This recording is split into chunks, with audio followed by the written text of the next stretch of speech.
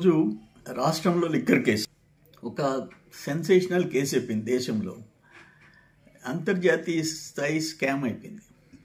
నేనేమంటానంటే మోడీ గారు వచ్చిన తర్వాత ఈ 11 ఏళ్ల పాలనలో ఆయనకి చాలా మంచి పేరు తెచ్చుకున్నారు. ఈవెన్ పహల్గామ్ మీద ఉగ్రవాదులు దాడులు చేయించి ఆ టెర్రరిస్టులు అంతు చూశాడు. ఇక్కడ నేనేమంటానంటే అదేవిధంగా ఎకనామిక్ టెర్రరిస్టుల సంగతి కూడా చూడాల్సిన అవసరం ఉంది. ఇక్కడ for example Delhi liquor case 150 కోట్లు.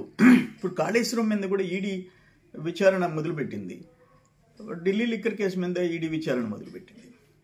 ఇక్కడ 1000 కోట్లు ఇంటర్నేషనల్ స్కామ్, దుబాయ్ నుంచి మనీ రూటింగ్, ఇవన్నీ. దీంట్లో ఐఏఎస్లు అరెస్ట్ అయినారు, ఐఏఎస్లు జైల్లో ఉన్నారు.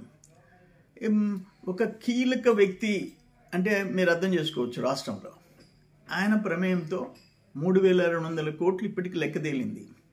ఇటువంటి కేసులో ఈడీ విచారణ చేపట్టాలా? నేను ఒక మాట చూసా మీడియాలో, ఒక వ్యక్తి ఆయన సోషల్ మీడియాలో నేను 50 కోట్లు పెట్టి ఒక కుక్క కొన్నాను అని చెప్పాడు. కుక్క పిల్ల. వెంటనే ఈడీ రైడ్ చేసింది. తర్వాత నేను సోషల్ మీడియాలో ఫేక్ మెసేజ్ పెట్టానని చెప్తే వెనక్కి వచ్చింది. 5 కోట్లు 10 కోట్లకు కూడా ఈడీ రైడ్ చేసేసి సీరియస్గా యాక్షన్ తీసుకుంటుంది. నేనేమంటానంటే ఇక్కడ కూటమి ప్రభుత్వానికి, మోడీ గారికి నా విజ్ఞప్తి ఏంటంటే, బరి తెగించిన స్కామ్ ఇది.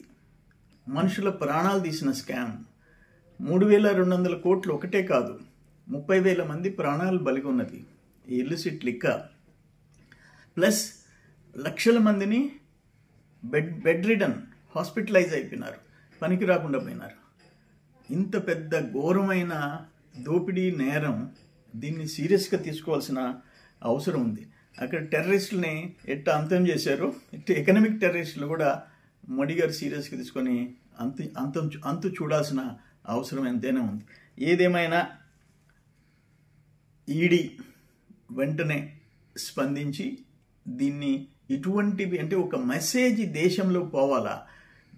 ప్రజలు నమ్మి ఒక ఛాన్స్ అంటే ఎన్నుకుంటే వాళ్ళే ఇటువంటి బరితెగింపుకి పాల్పడితే పరిణామాలు ఎట్టుంటాయని అనేది దేశ ప్రజలు గమనించాల్సిన అవసరం ఉందని నేను విజ్ఞప్తి చేస్తున్నాను.